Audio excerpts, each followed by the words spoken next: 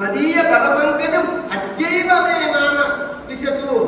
నా గొంతుకులో కఫము, వాతము, శ్లేష్మము, పిత్తము ఇవన్నీ అడ్డుపడి కృష్ణ తవ నామస్మరణం కృత కంఠావరోధన విధం.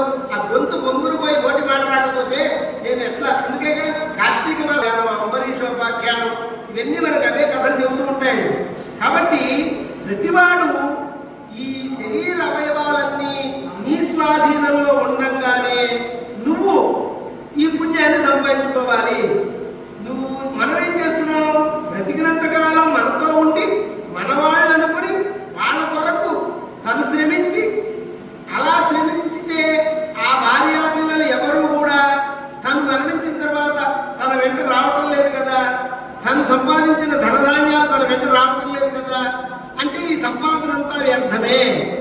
మరి నువ్వు ఏ ఊరన్నా వెళ్ళాలంటే దారి బట్టి ఉండాలి కదండి. తెలంగాణలో మహాలక్ష్మి స్కీములో మహిళలకి ప్రయాణాలు ఉచితం. ఇంకా మన రాష్ట్రంలో ఇంకా ప్రారంభం చేయలేదు, అప్పుడు కానీ ఉండదు అసలు సంగతి. అయితే మరి నువ్వు వెళ్ళేటప్పుడు ప్రయాణానికి దారి మధ్యం ఏది?